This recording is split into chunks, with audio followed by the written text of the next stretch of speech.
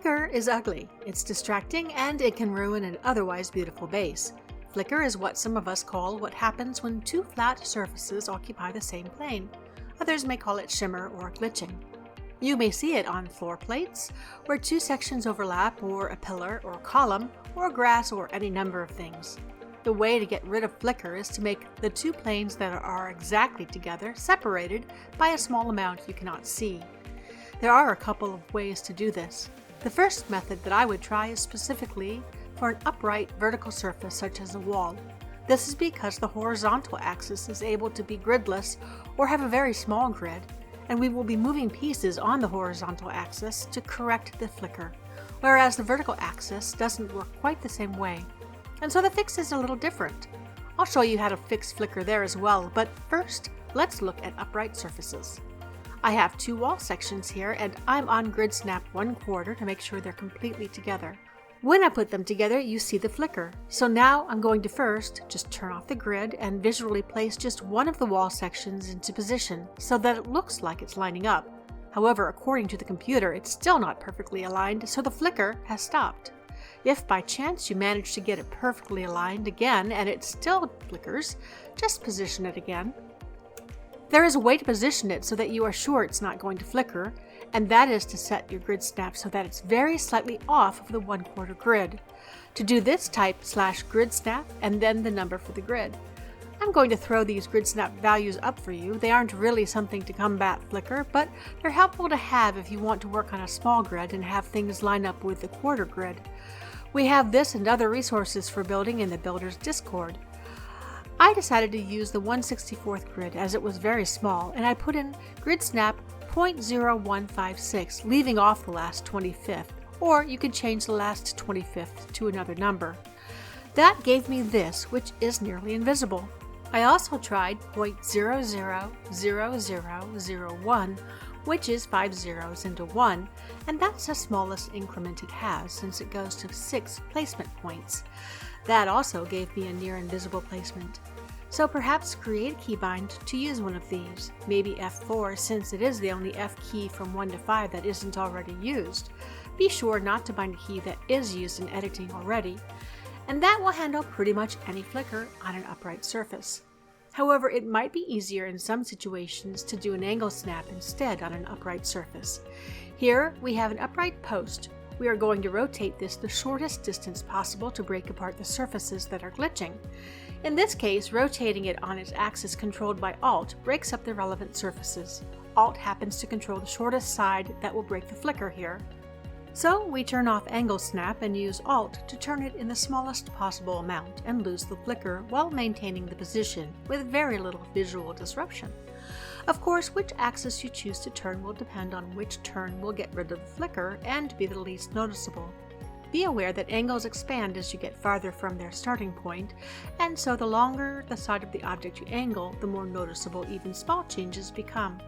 Look to see which surface it is that you need to get rid of the flicker in and which surface it is that you are moving with either Alt, Shift-Alt, or Control-Alt. You need to break apart the two planes that are together that are causing the flicker in the least noticeable way possible. Ideally, that's the shortest surface, but sometimes this may take some experimenting. Note, while it is possible to set angle snap the way you set grid snap, there's no apparent difference in having the angle snap disabled and having it set lower than 1 degree, so simply disabling it is all you need to do. Making the grid snap smaller when moving things vertically does not seem to change the increments of movement, so separating two surfaces that are interacting will just result in a very visible gap, like this. So we're going to have to use a different method. There are two ways to do this as well. The first way is by using the disabled angle snap method we already discussed. I will go into things to consider when using that a bit later on, but I do want to show you a very cool method discovered by Squidget, who is the builder of the pagoda. We decided to call this the squidge, as in we're moving this just a squidge. So when you have two surfaces that are flickering, this is the best way to get rid of the flicker. Set up a vertical floor surface, preferably near the grab point of the surface you wish to reposition. It definitely needs to be near enough so that when you grab the surface to be repositioned, it is still intersecting and interacting with the other surface causing the flicker so that you can see when the flicker is present and when it's gone. The closer it is to where you want it, the less you will have to move it to get it back into the position you want it in. Use a surface tile or another surface that registers as a floor in the editor, and the surface must be seen as a floor by the editor. Position this floor so it's vertical or upright, and then make sure your grid is disabled.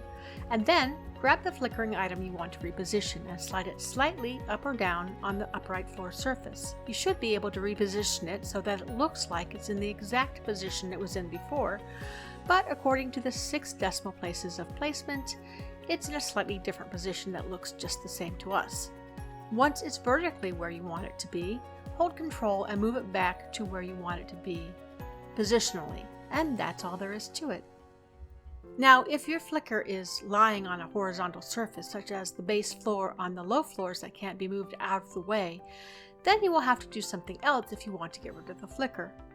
The squidge depends on being able to move up or down on the vertical floor, and if it runs into the horizontal floor an object is on, you will have a hard time moving it just a squidge.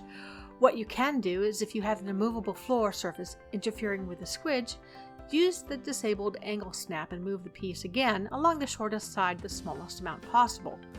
But first, let me suggest a method to save some work so that you're not having to reduce flicker more than you need to, because that can get to be a mess. Let me use grass plates as an example. If you are doing a grass area, I recommend laying down all the grass plates in the area first. It's okay if they are under things. The important thing is to not lay one on top of any part of another. You can build over them, and maybe you will find you can take the ones you build over away, which is great, but laying them down before you build over them is the easiest. This is because trying to lay them around buildings will invariably result in overlapped plates, which will flicker. If you do the entire area, you can limit the overlap to the last plates you place in each row. Same with floors. Lay the entire room, or several rooms if you're using the same flooring, so that you only need to deal with getting the last piece to fit or lay flicker-free. I recommend laying large grass plates on grid setting 1, which is the default, because it's easiest to get them to quickly place without overlap or gaps on this setting. Then when you've laid them all down in a row and you are on the last one in the row, turn off your angle snap with F2 and tilt the last tile up the smallest angle possible away from your viewing angle, with the upside facing away from the base or towards anything you've placed on the sides, such as walls in the case of flooring, or rocks if you're outdoors. If you have a lot of overlap, you can even sink the lower edge below any cover the other flat pieces provide. This makes sure no gap is visible, because the edges that are supposed to be together are clearly together, and the lifted side faces away from where you'd see the gap. If there is a difference in the color of two surfaces that are next to each other after you've angled them, you can usually even that out with lighting. Remember that when lighting squares such as floor tiles and grass, light the corners, because that's really the only way to affect the light. And that's all you should need to deal with flicker in your bases. Happy building!